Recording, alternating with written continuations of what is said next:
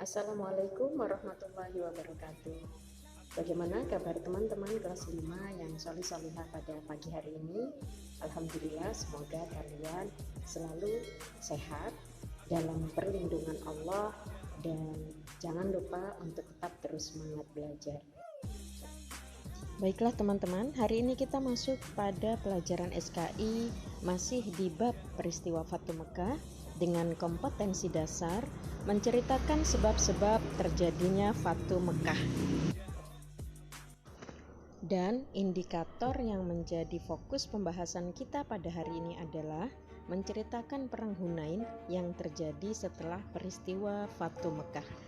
Marilah kita simak kisah perang Hunain berikut ini. Pertempuran Hunain adalah pertempuran antara Nabi Muhammad SAW dan pengikutnya melawan kaum Badui dari suku Hawazin dan Saqif pada tahun 630 Masehi atau 8 Hijriah pada salah satu jalan dari Mekah ke Taif. Pertempuran ini berakhir dengan kemenangan telak bagi kaum muslimin. Kala itu jatuhnya Mekah ke tangan kaum muslimin pada tahun 8 Hijriah memberikan banyak pengaruh besar bagi kehidupan kota Mekah. Berbondong-bondong penduduk Mekah mulai memeluk agama Islam.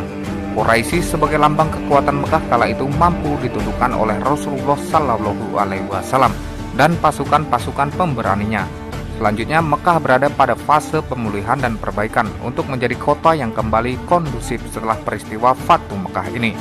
Dengan perasaan gembira karena kemenangan yang telah diberikan oleh Allah Subhanahu wa taala, kaum muslimin masih tinggal di Mekah setelah kota itu dibebaskan. Mereka sangat gembira karena kemenangan besar ini tidak banyak meminta korban. Namun 15 hari kemudian setelah mereka tinggal di Mekah, tiba-tiba tersiar berita yang membuat mereka harus segera sadar kembali. Karena ialah kabilah Hawazin yang tinggal di pegunungan tidak jauh di sebelah timur laut Mekah. Setelah melihat kemenangan muslimin yang telah membebaskan Mekah dan menghancurkan berhala-berhala, khawatir akan mendapat giliran diserang oleh pihak muslimin. Oleh sebab itu Malik bin Auf dari Bani Nazar berusaha mengumpulkan kabilah-kabilah Hawazin dan Saqif. Demikian juga dengan kabilah-kabilah Nazar dan Jusyam. Dari pihak Hawazin semuanya ikut kecuali Ka'ab dan Kilab. Malik memerintahkan mereka agar berangkat ke puncak gunung ke arah lembah Hunain. Jika kaum muslimin turun ke lembah itu maka mereka harus menyerang. Sehingga dengan serangan satu orang saja barisan kaum muslimin akan melemah, kocar-kacir dan saling menghantam satu sama lain. Dengan demikian mereka akan hancur dan pengaruh kemenangan mereka ketika membebaskan Mekah sudah tak berarti lagi. Pihak muslimin sendiri setelah 2 pekan tinggal di Mekah segera melakukan persiapan senjata dan tenaga yang belum pernah mereka alami sebelum itu. Rasulullah SAW memimpin mereka bergerak dalam jumlah 12.000 orang. Mereka mengenakan pakaian berlapis besi yang didahului oleh pasukan berkuda dan unta yang membawa perlengkapan dan bahan makanan. Menjelang sore hari, mereka sudah sampai di Hunain. Di pintu-pintu masuk wadi itu mereka berhenti dan tinggal di sana sampai fajar keesokan harinya. Ketika itulah pasukan mulai bergerak lagi. Rasulullah SAW mengikuti dari belakang dengan menunggang bagalnya yang putih. Sementara Khalid bin Walid yang memimpin Bani Sulaim berada di depan. Dari selat Hunain itu mereka menyusur ke sebuah wadi di Tihamah. Akan tetapi begitu mereka menuruni lembah itu, tiba-tiba datanglah serangan mendadak secara bertubi-tubi dari kabilah-kabilah yang dikomandai Malik bin Auf. Dalam keremangan subuh itu mereka dihujani panah oleh Malik. Ketika itulah keadaan muslimin menjadi kacau balau. Dalam keadaan terpukul demikian mereka berbalik surut dengan ketakutan dan kegentaran dalam hati. Bahkan ada pula yang lari tunggang langgang. Sementara Rasulullah SAW tetap tabah, tidak bergerak dari tempatnya. Beberapa orang dari kalangan muhajirin, ansor, serta kerabat-kerabatnya tetap berada di sekelilingnya. Pihak Hawazin turun dari tempat semula, didahului oleh seorang di atas seekor unta berwarna merah, dan membawa sebuah bendera hitam yang dipancangkan pada sebelah tombak panjang. Setiap ia bertemu dengan pihak muslimin, diletakkannya tombak itu kepada mereka.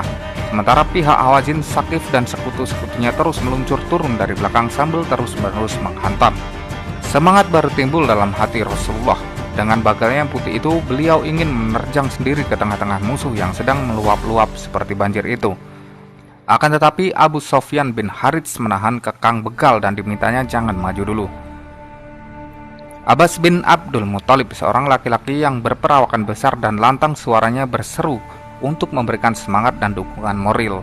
Seruan itu diulangnya terus-menerus. Akhirnya mereka semua kembali dan bertempur lagi secara heroik. Pihak Hawazin yang sudah menyusur turun dari tempatnya semula kini berhadapan dengan muslimin dalam lembah itu. Di samping Rasulullah Shallallahu Alaihi Wasallam, ini telah berkumpul beberapa ratus orang yang siap berhadapan dengan kabilah-kabilah itu. Perasaan lega mulai terasa oleh Rasulullah Shallallahu Alaihi Wasallam tatkala dilihatnya mereka kini kembali lagi. Menyaksikan berkobarnya pertempuran yang semakin sengit dan melihat moral kaum muslimin makin tinggi dalam memukul lawan, Rasulullah Shallallahu Alaihi Wasallam bersabda, "Sekarang pertempuran benar-benar berkobar. Allah Subhanahu Wa Taala tidak menyalahi janji kepada Rasulnya." Akhirnya kaum muslimin berhasil memukul mundur dan mengalahkan musuh-musuh Allah. Dengan demikian nyatalah sudah kemenangan orang-orang beriman itu, dan nyata pula kehancuran orang-orang yang musyrik.